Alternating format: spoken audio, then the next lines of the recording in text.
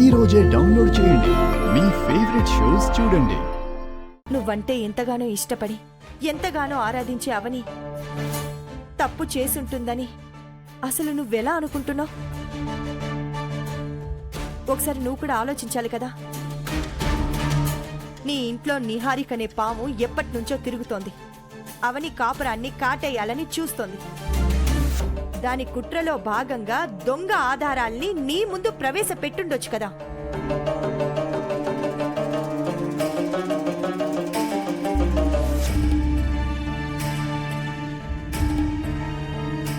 విలువైన వాటిని దూరం చేసుకుంటే దూరం చేసుకున్నవాడు దురదృష్టవంతుడవుతాడు శ్రీకర్.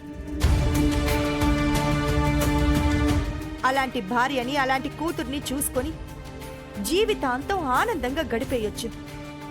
అటువంటి ఆనందాల్ని ఎందుకు కాళ్ళదన్నుకుంటున్నావు? ఆనాడు జాతకం కుదరని నా చెల్లెల్ని పెళ్లి చేసుకుని ఎంతో ధైర్యంగా ఇంటికి తీసుకుని వెళ్లిన వాడివి ఇప్పుడు ఎలా వదిలి ఉండగలుగుతున్నావు? ఎందుకు నీ జీవితాన్ని డిస్టర్బ్ చేసుకుంటున్నావు? కాస్త ఇప్పటికైనా ఆలోచించు. మంచి మనసున్న ఆడది భర్తని రాజుని చేసుకుని మురిసిపోతుంది.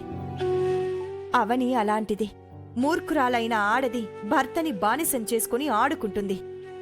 ఆ నిహారిక లాంటిది. అంత తేడా ఉంది.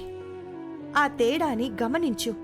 ఏది నిజమో ఏది అబద్ధమో అర్థం కాని అయోమయంలో ఉన్నాను వదినా. వాళ్ళకి నువ్వు ఈ ఆనందాన్ని ఈ గంట మాత్రమే ఇచ్చి వెళ్ళిపోదామనుకుంటున్నావా? లేదా జీవితాంతం ఇద్దామనుకుంటున్నావా? నా ప్రశ్నకి నీ సమాధానం ఏంటి శ్రీకర్?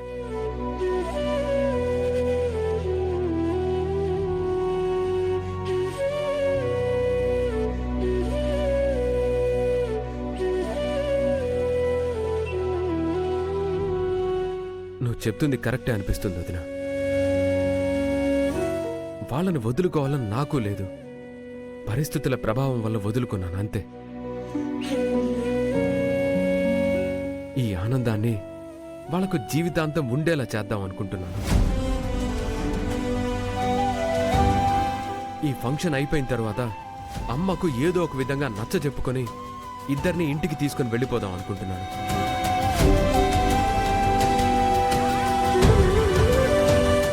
నువ్వింత మంచి మాట అంటావని నేను అస్సలు అనుకోలేదు.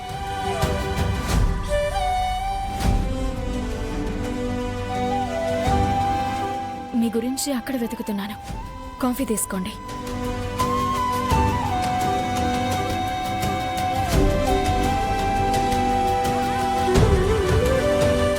నీ మాటలు అది వినుంటే ఎంతో సంతోషపడిపోయి ఉండేది. ఫంక్షన్ అయిన వెంటనే చెప్తాను. అక్షయ, ఇట్రా. ఏమైందమ్మా?